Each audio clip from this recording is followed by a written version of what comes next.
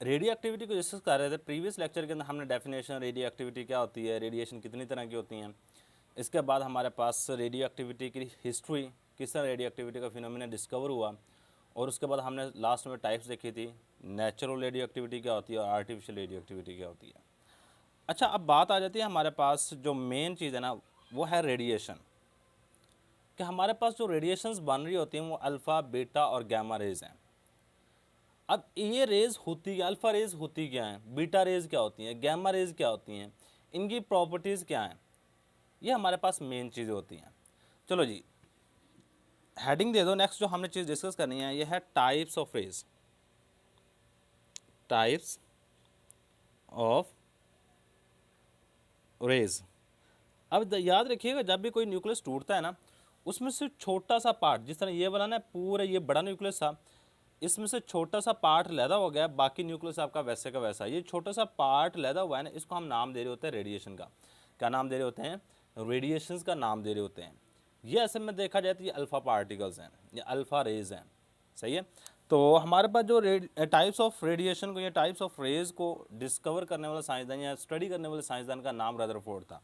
इसने 1902 के अंदर टाइप्स ऑफ रेज की स्टडी की। Types of rays was studied by, types of rays was studied bye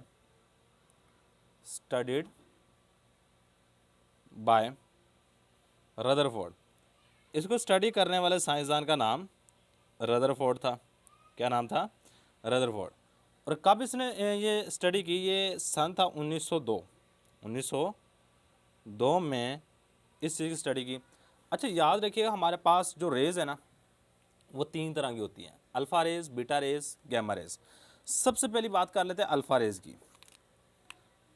alpha rays, या इसको अल्फ़ा पार्टिकल्स भी कहते हैं, इसको also known as alpha particle और helium nuclei. It is also known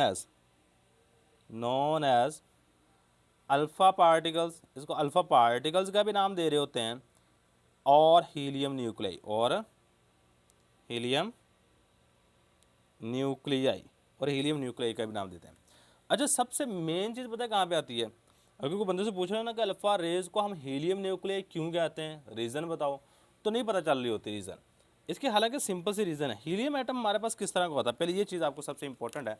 ये मेरे पास हीलियम एटम है, दरमियान में न्यूक्लियस होता है, एक ही शेल होता है, एक शेल में दो इलेक्ट्रॉन रिवॉल्व कर रहे होते हैं, और जो न्यूक्लियस होता है इसमें दो प्रोटॉन होते हैं और दो न्यूट्रॉन होते हैं। दो प्रोटॉन आ गए, इसके अलावा हमारे पास यहाँ पे दो न्यूट्रॉन होते हैं।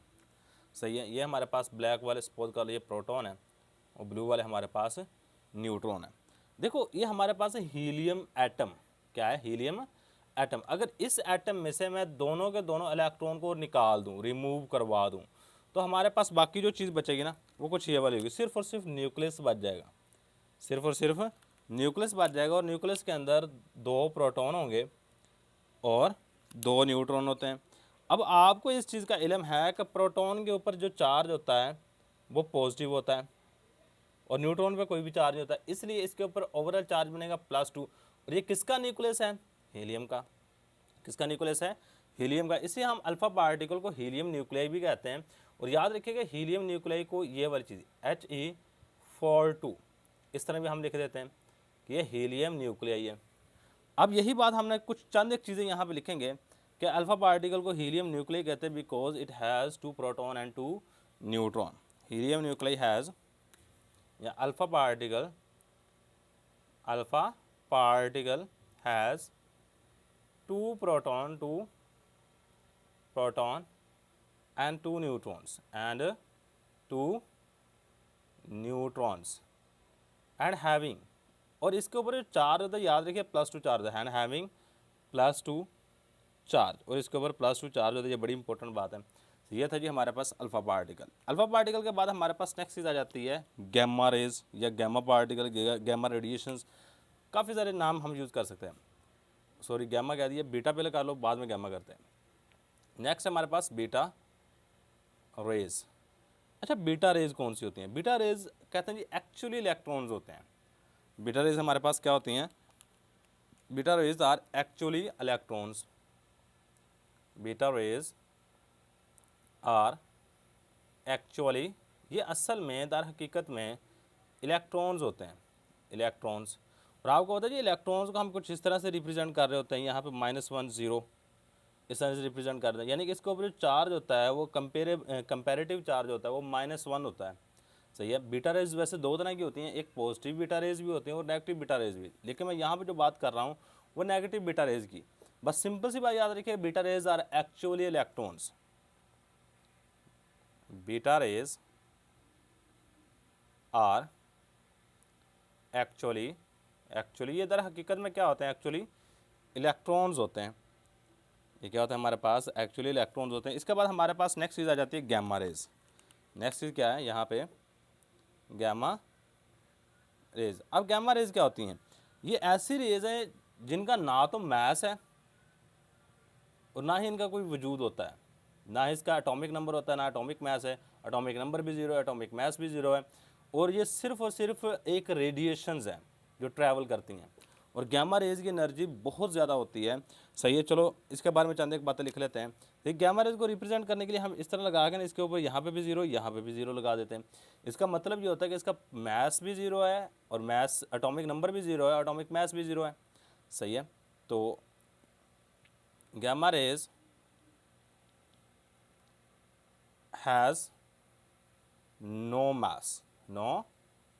मास। और इनकी जो स्पीड होती है, जो स्पीड ऑफ लाइट, इनकी स्पीड ऑफ लाइट के बराबर होती है। The speed of gamma rays, the speed of gamma rays are equal to the speed of light. और गैमा रेज की याद रखिएगा एनर्जी बहुत ज़्यादा होती है। गैमा रेज को हम यूजुअली इस्तेमाल कर रहे होते हैं कैंसर के इलाज के लिए। मतलब आपकी स्किन के ऊपर रसोली बन गई है कहीं पे, यानी बाहर की तरफ, इसके इलाज के लिए हम इस्तेमाल करते हैं। इसके ऊपर क्या करते हैं? गैमा रेज को गिराते हैं। गैमा रेज के अंदर इतनी एनर्जी होती है, ये इतने हिस्से को वैसे ही गला देती है। सही है, इसको डैमेज कर देगी, जिसकी वजह से हम इसको उतार देते हैं या साफ़ कर देते हैं, जिसकी वजह से आपका एक कैंसर का इलाज के, यानी कि सिंपल बात कहूँ ट्यूमर के इलाज के लिए इसको इस्तेमाल किया जाता है। इसकी एनर्जी बहुत ज़्यादा होती है। The energy of gamma rays, the energy of gamma rays is very high, ये बहुत ज़्यादा होती है।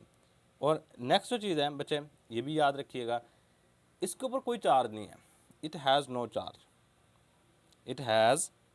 नो चार्ज, इसके ऊपर कोई भी चार्ज नहीं होता। नहीं, ये चंद एक चीज़ें आपने याद रखनी है। अल्फ़ा बीटा गैमा रेज होती क्या है?